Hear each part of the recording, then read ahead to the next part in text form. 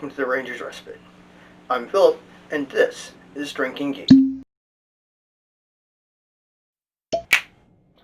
Hey guys, it is time for a Whiskey Wednesday video. And this is the second time I've filmed this because my camera is a stupid piece of shit and limits videos in length to 11 minutes. And then when I try to delete bloopers, I accidentally delete the second half of the first video I recorded, which was good. So, I'm having a wonderful day. Now, let's talk about the whiskey. This is the Calumet Farm Single Rag Black 10-year-old Kentucky Bourbon whiskey. It is bottled at 46% alcohol by volume, 92 proof. It is from a single rack of barrels, 19 in total, from rack R3111.12. They do not disclose the source of this whiskey, as it is indeed sourced. But I think it isn't one of the big three, meaning it's not Centauri Beam, it's not Heaven Hill, and it's not Barton 1792. I could be wrong. It may very well be Barton 1792. But this is the most expensive bottle of bourbon I own. It is also one of the oldest bottles of bourbon I own.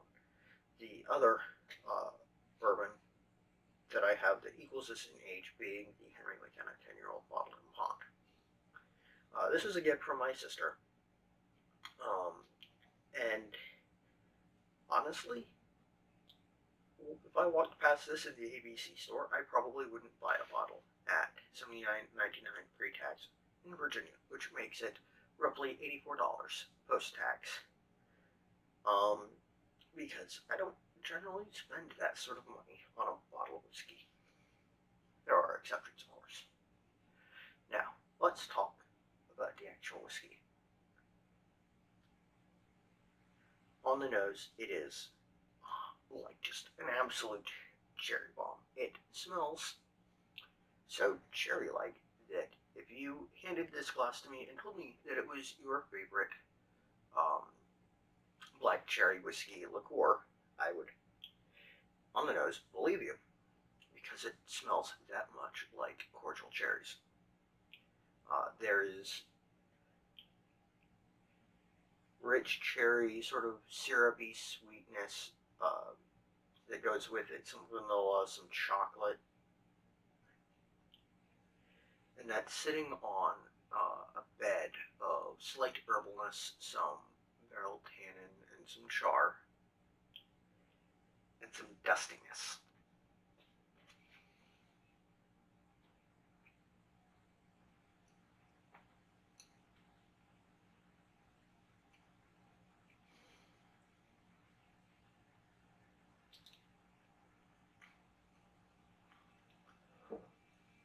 On the palate, there's a little bit of spikiness, and more barrel-influenced char, slight smokiness, and like oily, bourbony notes. Sort of in the core of that very chocolatey, cherry sweetness. The finish is lingering, and it's all bittersweet chocolate with a little bit of vanilla and dusty bourbon notes. This is an excellent whiskey. Having had it, if I had the disposable income to buy another bottle once this is gone, I would, absolutely. This is fantastic.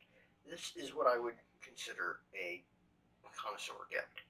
If you are giving to someone who you know very much enjoys whiskey, this is a good pick. There will be some snobbiness towards it from some sorts of people because it is of an undisclosed source. That's just sort of a thing that is. I wish that companies that source bourbon in the United States were more transparent about their sourcing, but that's a video for another day. Do I recommend this if you enjoy whiskey and you have $85-ish to burn? Absolutely.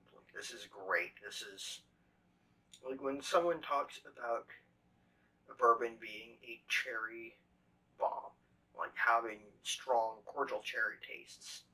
I had not encountered that until this bottle. This is very heavy on the chocolate covered cordial cherries, and I really like it. It's a little bit different from anything else I've had, but I think it is well worth the money. Do I think that this is likely findable at a lower price given the fanciness of this bottle? If I knew the source, I'd say yes, probably. But I don't know the source, so it's entirely possible that you will not find anything like this easily. I have a suspicion that it might actually be Bourbon 1792, but I cannot tell you for sure that that is true. I don't have any 1792, and the only Bourbon I have is, if I can find it, wrong bottle.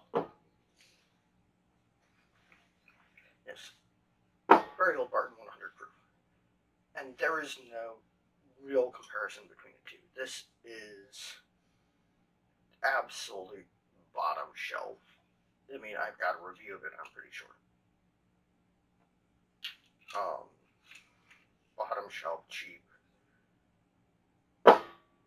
Just no comparison. There are elements of this that remind me of that, which makes me think that it might very well be Bourbon 1792 whiskey. I cannot guarantee that. But now that we've gotten through that part, time to get to the business aspect of this. If you like what I do and would like to see these videos early, and you would like to have a voice in what I review next, you can join my Patreon for $1 a month. And while we're on the topic, let's talk about what I'm reviewing this week. My Patreons and members of my local whiskey club will vote for Jim Beam Rye, Filibuster, the Boondoggler Whiskey, Yellowstone Select, or Canadian Club Classic 12-year-old. And the one that they pick, I will review.